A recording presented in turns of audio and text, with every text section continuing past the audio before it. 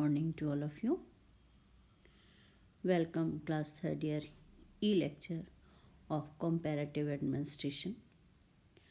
Today our topic is administrative features of developing nation. विकासशील देशों के प्रशासन की प्रमुख विशेषताएं. आज के लेक्चर से पहले अपन ने विकसित देशों की प्रशासन की विशेषताओं का अध्ययन किया था और आज हम इसी को कंटिन्यू करते हुए विकासशील देशों के प्रशासन के बारे में अध्ययन करेंगे. विकासशील देश वो देश जो कि विकास की दिशा में आगे बढ़ रहे हैं. विकासशील देशों को तीसरे विश्व के देशों के नाम से जाना जाता है.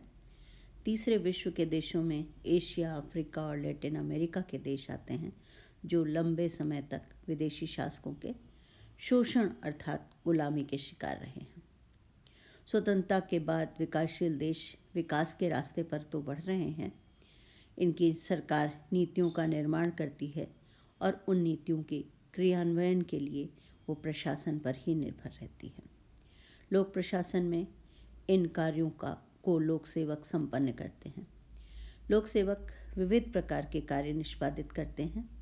इसके अलावा पुराने नियामक कार्य जैसे नियम और आदेश का रखरखाव, राजस्व का संग्रहण, राज्य को आक्रमण से बचाना, ये अनेक प्रकार के कार्य किए जाते हैं. जीवन की आधुनिक सुख सुविधाओं का प्रावधान जैसे शिक्षा, स्वास्थ्य, रोजगार, भुखमरी, गरीबी, यातायात, ये सारी चीज़ें जो तीसरे दुनिया के जो विकासशील अधिकांश देश हैं वे राष्ट्र निर्माण की गति को भी प्राप्त करने का प्रयास कर रहे हैं. जो प्रशासन जो विकास का कार्य करना है ये प्रशासन के माध्यम से संपन्न किए जाते हैं.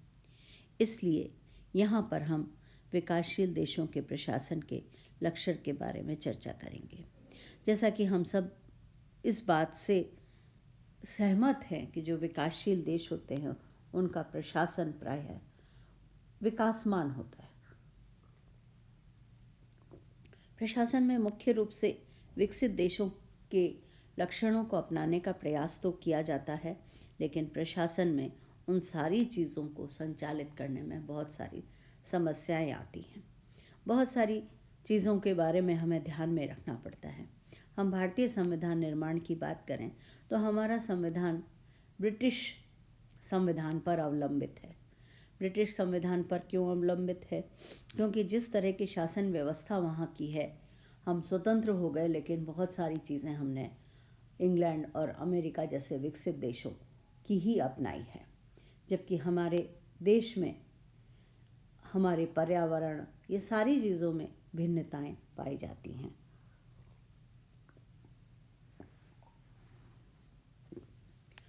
पहली विशेषता है प्रशासन का उपनिवेश और पश्चिमी प्रतिमान.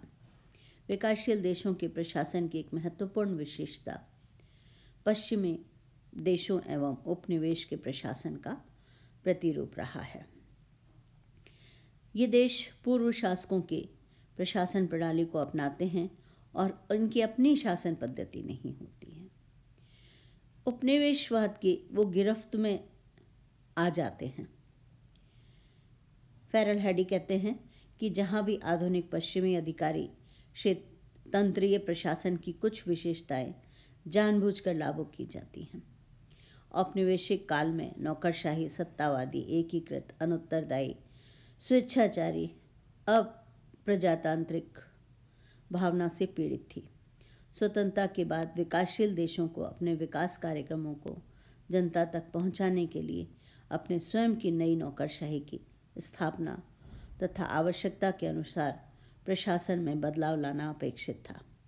ऐसा न करने के कारण अतीत की परंपराएं और विरासत नौकरशाही पर हावी हो गई. कुलदीप माथुर भारत के संदर्भ में कहते हैं कि औपनिवेशिक विरासत अपनी स्वयं की संस्कृति और आचार संहिता लिए हुए हैं. विकास कार्यों के लिए वह अयोग्य थी. नौकरशाही अपने आप को समय और परिस्थिति के अनुसार बदलने के लिए और विकास की प्रक्रिया के अनुरूप नए विचारों को, कार्यशैली को अपनाने की दिशा में अग्रसर हो रही है, फिर भी यह सुधार संतोषप्रद नहीं माना जा सकता है।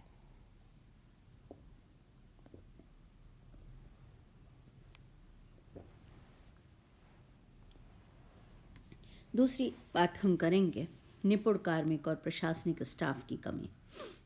विकासशील देशों के प्रशासन, विकास कार्यक्रमों और परियोजनाओं का प्रबंध करने वाले निपुण कार्मिक और प्रशासनिक स्टाफ की प्रायः कमी होती है।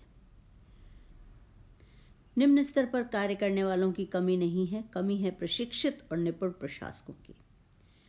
हमारे यहाँ शिक्षित नवयुवकों में अत्यधिक बेरोजगारी होने के बावजूद प्रशिक्षित प्रबंधकों की कमी है। आज हम देखते हैं, आज के समय में हमारे यहाँ हर कोई डिग्री सिर्फ लेना चाहता है और कार्य करने का अनुभव नहीं होता है। आप विद्यार्थियों में भी जो मुख्य कमी है कि हम थॉरो स्टडी नहीं करना चाहते। हम किसी भी विषय को जो पढ़ना चाहते हैं वो शॉर्टकट मीडियम से पढ़ना चाहते हैं। हम सिर्फ पास होने के लिए पढ़ते हैं। हमारे यहाँ डिग्री प्राप्त करना एक मुख्य लक्ष्य से बन गया है। प्रबंधकीय कौशल का विकास किया जाने के लिए हमें कर्मचारी प्रबंध, इन्वेंट्री, इन सारी चीज़ों के लिए विशेषज्ञों की जो आवश्यकता होती है, ऐसी व्यवस्था हमारे यहाँ अपेक्षाकृत कम है। हमारे विकासशील देशों में कुशल जनशक्ति की कमी के 3 कारण हैं: मानव संसाधन की कमी, विकास नियोजन और शिक्षण व्यवस्था की कमी। दूसरा, भर्ती और प्रशिक्षण की अनुचित नीतियाँ। और तीसरा, बुद्धिजीवी अपवाह, ब्रेन ड्रेन। संक्षेप में, विकासशील कार्यक्रम के लिए इन देशों का प्रशासन आवश्यक सक्षम मानव शक्ति से रहित है, पर इनमें प्रबंध क्षमता, विकासात्मक कौशल और तकनीकी दक्षता रखने वाले प्रशिक्षित प्रशासकों की कमी भी दिखाई देती है।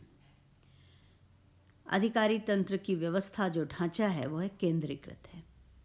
विकासशील देशों में लोक सेवाएं सत्ता और नियंत्रण में केंद्रीकृत होती हैं।